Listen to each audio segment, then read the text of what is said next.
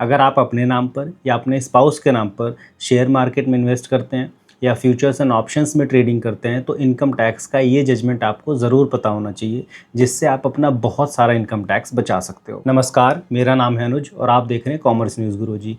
आज की वीडियो में हम बात करेंगे लखनऊ आईटीएटी के एक इम्पॉर्टेंट डिसीजन के बारे में, जिसमें कहा गया है कि गिफ्ट के केस में अगर आपके स्पाउस का लॉस है तो उसका बेनिफिट भी आपको मिल सकता है, यानी कि आप अपनी इनकम में वो लॉस सेट ऑफ कर सकते हैं। इस केस की डिटेल में चर्चा करेंगे, तो आधे अधूरी वीडियो देख के कोई भी कंक्लूजन मत निकालना, नहीं तो प्रॉब्लम हो सकती है। इसलिए वीडियो लास्ट तक देखना, समझते हैं विस्तार से।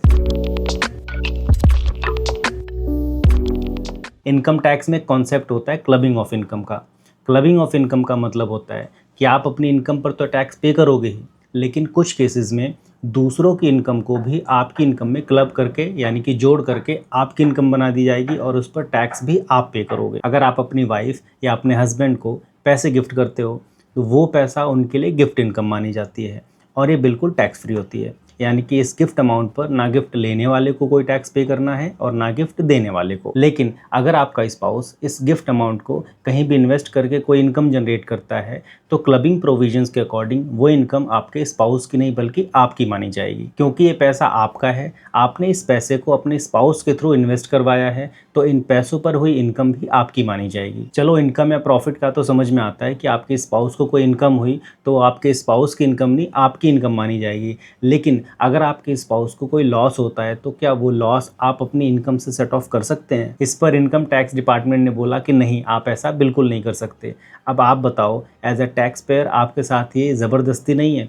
इनकम को तो क्लब किया जाएगा लेकिन लॉस को क्लब नहीं किया जाएगा। क्लबिंग ऑफ इनकम के बारे में और डिटेल में जानने के लिए आप ये वाली डेडिकेटेड वीडियो देख सकते हैं। आज जो हम केस डिस्कस करने वाले हैं उस केस का नाम है विपिन यादव वर्सेस आईटीओ, और इस केस का जजमेंट लखनऊ आईटीएटी ने 19 मई 2026 को दिया। अब समझते हैं कि इस केस में हुआ क्या था। विपिन यादव ने अपनी वाइफ रुचि यादव के नाम पर एक डीमैट अकाउंट खोला और वाइफ के साथ उनका ज्वाइंट बैंक अकाउंट भी था। विपिन रुचि के ट्रेडिंग अकाउंट में पैसा डालते थे और रुचि के डीमैट अकाउंट से एक्चुअल ट्रेडिंग खुद करते थे, क्योंकि वाइफ को शेयर मार्केट की टेक्निकल नॉलेज नहीं थी। थोड़ा थोड़ा करके विपिन ने रुचि को 1,15,47,000 रुपए गिफ्ट के तौर पर दिया। रुचि के पास गिफ्ट के अलावा उनकी अपनी 80,34,193 रुपए की कैपिटल थी। तो गिफ्ट के बाद रुचि की टोटल कैपिटल 1,95,81,193 रुपए हो गई। फाइनेंशियल ईयर 2017-18 में रुचि ने इन सारे पैसों से इक्विटी और फ्यूचर्स एंड ऑप्शंस में ट्रेडिंग की, लेकिन ट्रेडिंग में प्रॉफिट होने की बजाय रुचि को 1,95,44,302 रुपए का लॉस हो गया। अब इस लॉस को दो पार्ट्स में डिवाइड किया गया। इन्वेस्टेड कैपिटल के हिसाब से 80,19,057 रुपए का लॉस रुचि की अपनी कैपिटल पर हुआ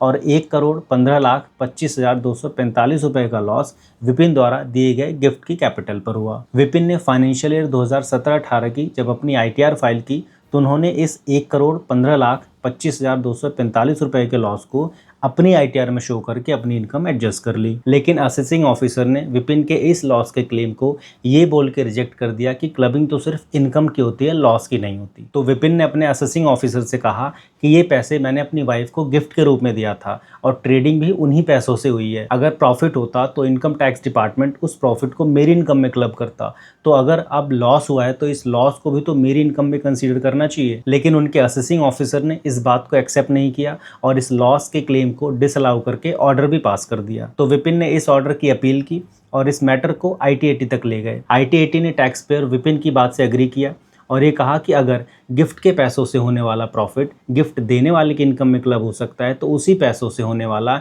जेन्युइन लॉस भी क्लब होना चाहिए। सिर्फ प्रॉफिट के टाइम पर लॉ अप्लाई करना और लॉस के टाइम पर मना कर देना ये सही अप्रोच नहीं है। और आईटीएटी ने रुचि के 1,15,25,245 रुपए के ट्रेडिंग लॉस को विपिन की इनकम में कंसीडर करने की परमिशन दे दी। अब यहाँ एक बहुत इंपॉर्टेंट बात समझने की जरूरत है कि इस जजमेंट को देखकर ये मत समझ लेना कि आप स्पाउस के सारे लॉसेज आप अपनी इनकम में एडजस्ट कर सकते हैं। ऐसा बिल्कुल मत करना। ये बेनिफिट तभी मिल सकता है जब पैसा जेन्युइनली गिफ्ट किया गया हो, गिफ्टिंग से रिलेटेड सारे बैंक रिकॉर्ड्स और डॉक्यूमेंट्स अवेलेबल हों। वैसे तो गिफ्ट बैंकिंग चैनल से करना चाहिए, लेकिन अगर गिफ्ट कैश में दिया गया है तो जिसे गिफ्ट मिला है उसे अपनी ITR में इस गिफ्ट अमाउंट को डिस्क्लोज करना चाहिए। ट्रेडिंग उसी गिफ्टेड मनी से होनी चाहिए। और सेक्शन 64 जो कि अब नए इनकम टैक्स एक्ट 2025 में सेक्शन 93 है, उसकी अदर कंडीशंस भी सेटिस्फाई होनी चाहिए। ये IT-80 का एक डिसीजन है और हर केस के फैक्ट्स अलग होते हैं, इसलिए बिना प्रॉपर टैक्स एडवाइस के इस जजमेंट को किसी भी केस में